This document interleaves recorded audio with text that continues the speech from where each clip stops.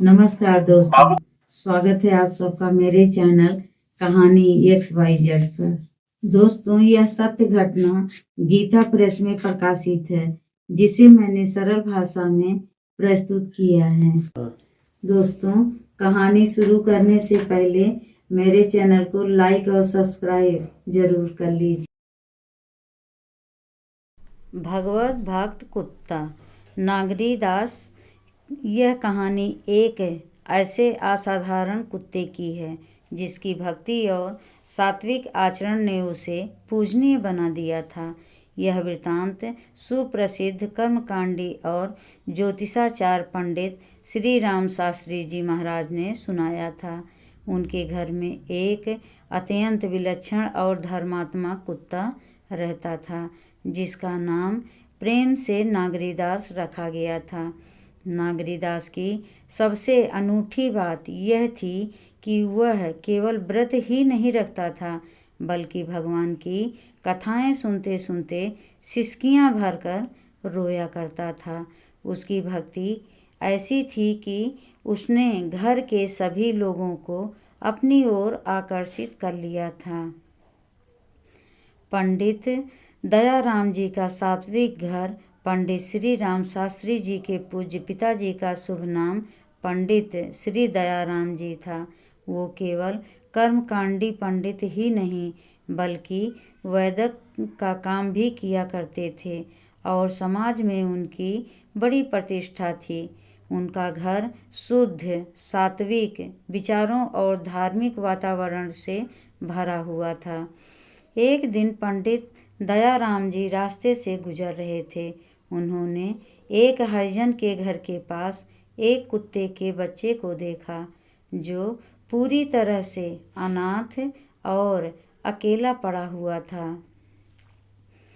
उस कुत्ते के बच्चे को देखते ही पंडित जी का मन पता नहीं क्यों उसकी ओर अजीब तरह से आकर्षित हो गया। एक धर्मात्मा प्रतिष्ठित ब्राह्मण का मन एक लावारिस कुत्ते के बच्चे पर आ जाए, यह बात खुद में ही आश्चर्यजनक थी। दयाराम जी ने बिना किसी संकोच के 14 रुपये मूल्य देकर उस कुत्ते के बच्चे को खरीदा और अपने घर ले आए। दादाजी का असीम स्नेह उन दिनों पंडित श्री राम शास्त्री जी के पूज्य पितामह जी दादाजी भी जीवित थे। दादाजी का भी उस कुत्ते के बच्चे पर तुरंत ही बड़ा प्रेम उमड़ आया। उन्होंने उस नन्हे जीव के लिए विशेष व्यवस्था की। उन्होंने उसके रहने के लिए घर में एक छोटा सा कमरा बनवा दिया। वह रोज उसे दूध और रोटी आदि देने की व्यवस्था करते थे। वो हमेशा इस बात का ध्यान रखते थे कि कुत्ते के बच्चे को किसी भी प्रकार का कष्ट ना हो। इस तरह वह कुत्ता सिर्फ एक पालतू जानवर नहीं, बल्कि परिवार का एक प्रिय सदस्य बन गया था, जिसे सब नागरीदास कहकर पुकारते थे।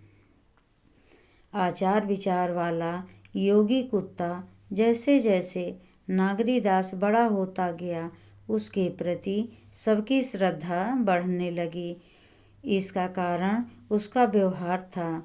वह देखने में तो साधारण कुत्ता था, लेकिन स्वभाव से वह बिल्कुल अलग था।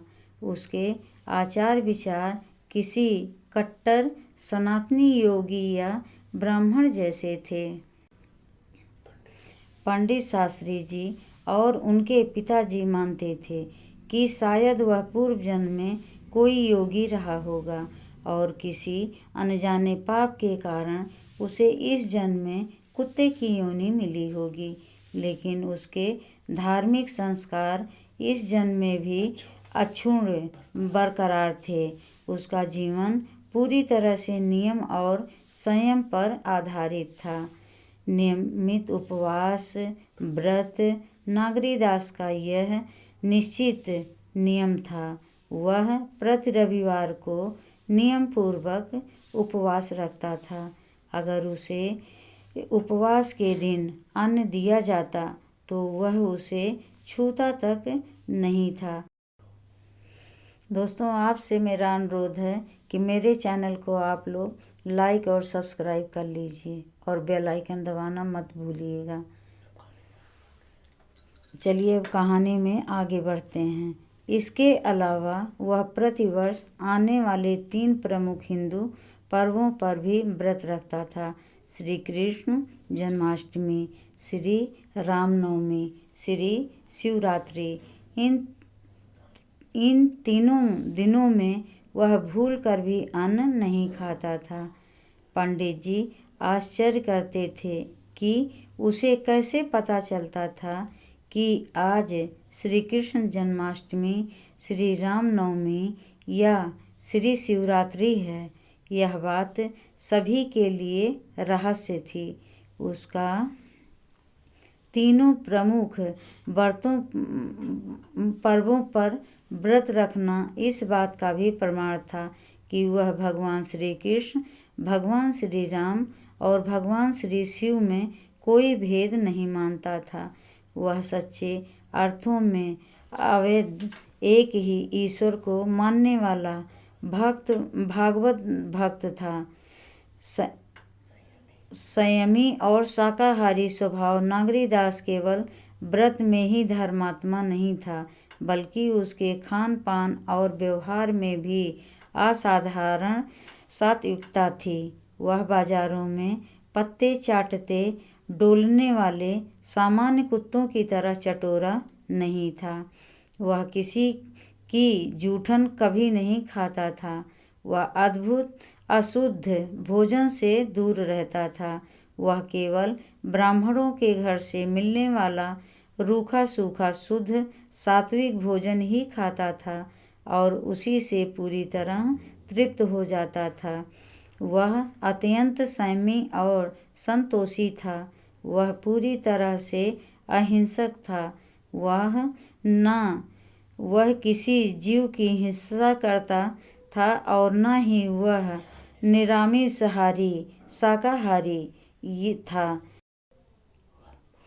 वह मांस, मछली आदि तामसिक भोजन को बिल्कुल नहीं खाता था। कथा श्रवण और प्रेम के आंसू नागरीदास के सबसे बड़ी विलक्षणता उसकी भगवत कथाओं के प्रति आसक्ति थी। वह भगवान की कथाओं का बड़ा ही रसिक था। जहाँ कहीं भी भगवान की कथा या कीर्तन होता था, वह चुपचाप वहाँ पहुँच जाता था। वह दूर बैठकर पूरी तन्मयता और गहरे प्रेम के साथ कथा को श्रवण करता था।